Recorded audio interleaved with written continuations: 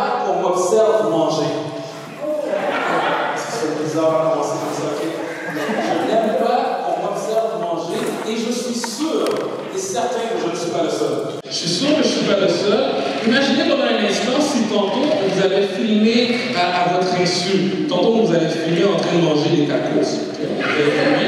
Puis en gros plan, il y avait votre face et que maintenant on décide de projeter ce film-là.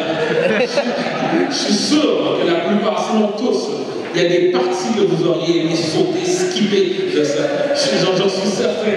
Tu sais, la bouchée que tu voulais prendre, puis finalement, elle a atterri dans ta bouche. Ouais, c'est ça que je parle. C'est ça que je parle.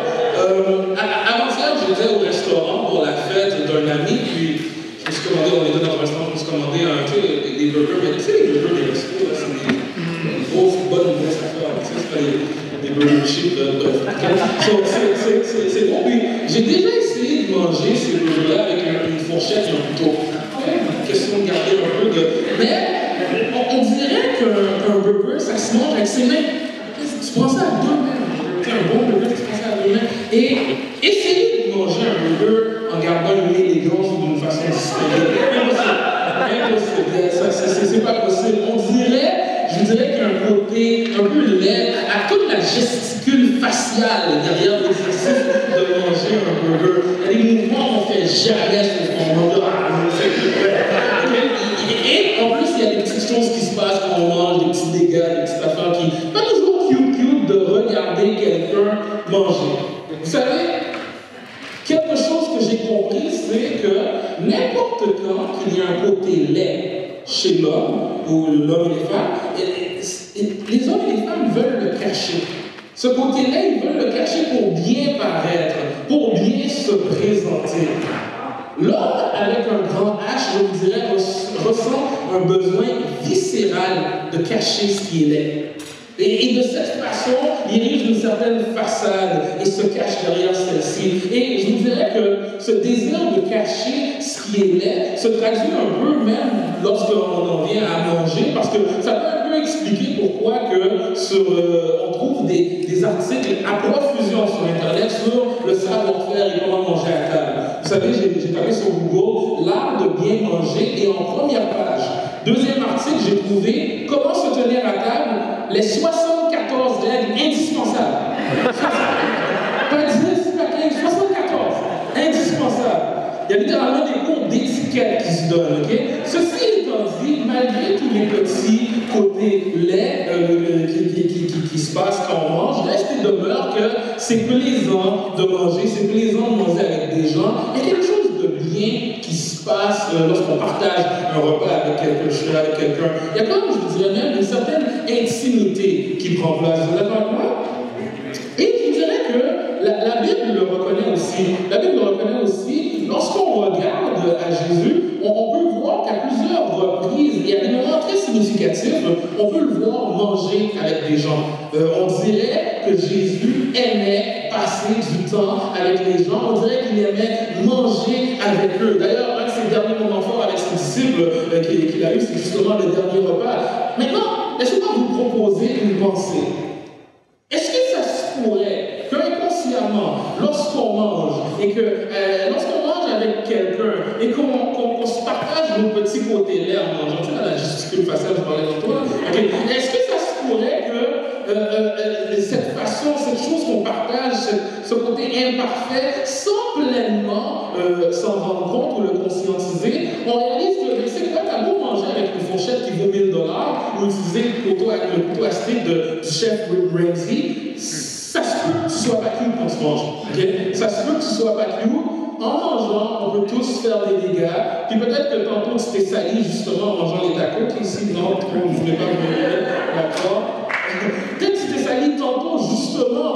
Puis on réalise que chaque être humain, tu sais quoi, on a tous le besoin de manger. Et en mangeant, on fait des dégâts.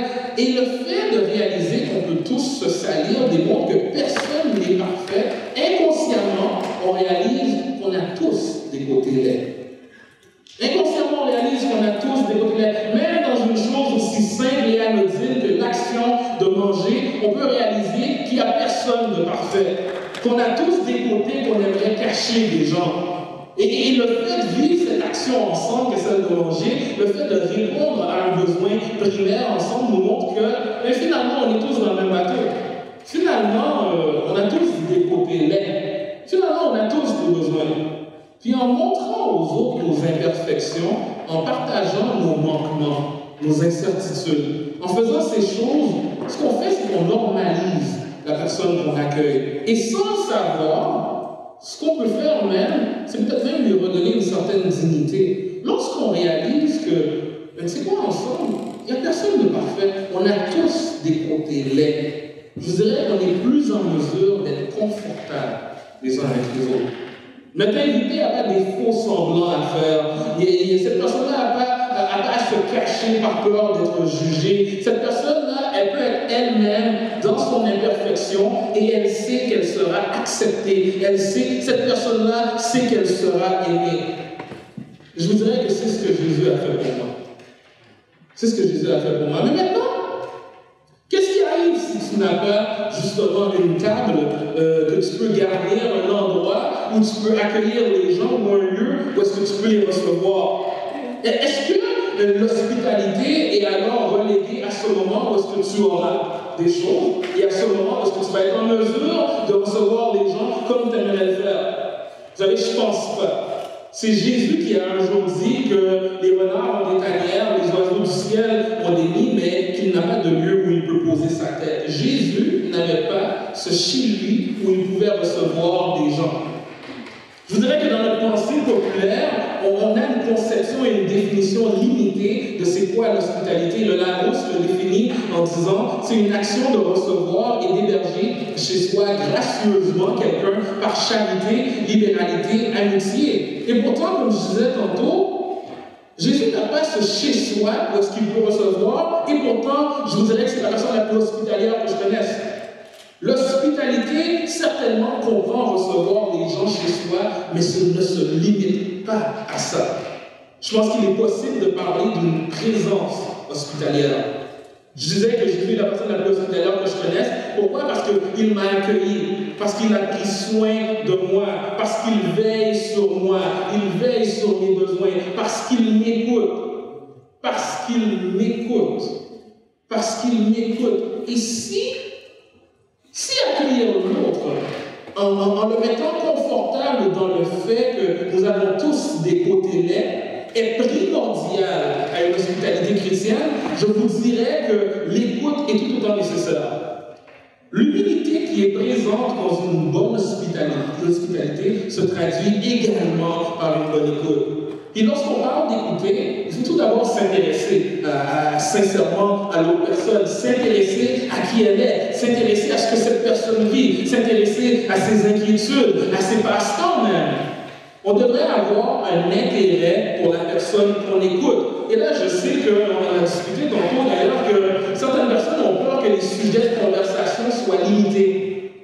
Et c'est vrai que lorsqu'on parle d'actualité ou de la pluie et du beau temps, les conversations peuvent sembler limitées. Je vous le concède. Mais par contre, si on parle à la place de ce qu'on ressent, des émotions qu'on vit, ou de comment, par exemple, ce sujet nous fait sentir, ou encore l'effet que cette action elle a sur moi, on va s'apercevoir assez rapidement qu'on est face à un puits très profond de conversation. Jésus n'avait pas de conversation où on entendait une mouche voler. Tu sais, là, c'est vraiment awkward. Jésus ne fait pas dans la superficialité.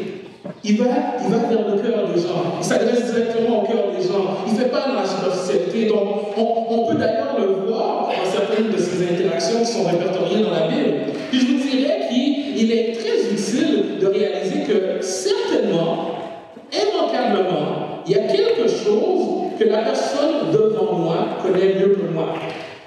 Immanquablement. Ce que ça veut dire, ça, c'est qu'on peut tous être en position d'étudiant devant une personne.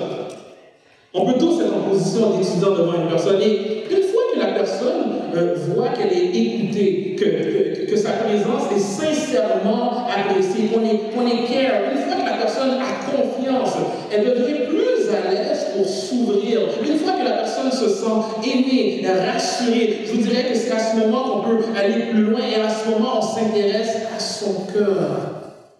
La personne peut, dans ce climat d'amour et de confiance, partager les choses qui la touchent particulièrement. Elle peut vouloir aborder des sujets sensibles, des choses qui la tiennent à cœur. Dans ce climat d'amour et de confiance, c'est alors qu'on peut avoir cet accès, ce privilège que la personne nous fait, celui de se confier à nous. On ne devrait pas se restreindre de prendre l'initiative d'être hospitalier pour une personne. C'est ce que Jésus a fait pour ceux qui se disent chrétiens. Et pour ce faire, on ne doit pas voir la personne comme un projet d'évangélisation. Non, mais plutôt l'aimer au point parce qu'elle se sente à l'aise pour partager ce qu'elle a à l'intérieur. L'hospitalité est en quelque sorte un climat où on prend soin de l'autre personne. Ce qui glorifie Dieu, ce n'est pas le simple fait que je puisse recevoir des gens et leur faire vivre une expérience gastronomique avec des services. Ce qui glorifie Dieu, c'est que mes possessions et ma personne soient au service d'aimer les gens. On a tous des côtés laids, mais Jésus qui n'en avait pas, malgré qu'il n'en avait pas, il a quand même trouvé une façon de construire un pont avec les personnes qui parlaient. Et il l'a fait une fois en mentionnant un besoin physique qu'il ressentait à une femme qui a rencontré un certain puits lorsqu'il lui a demandé de boire. Donc pour conclure, pour avoir accès au cœur des gens, on doit faire preuve d'hospitalité. On doit démontrer aux gens que je ne suis pas mieux que toi. J'ai des besoins comme toi. Et ensuite tendre l'oreille, s'intéresser, développer un amour pour cette personne afin de lui pointer dans la personne la plus hospitalière que je connaisse. Merci beaucoup.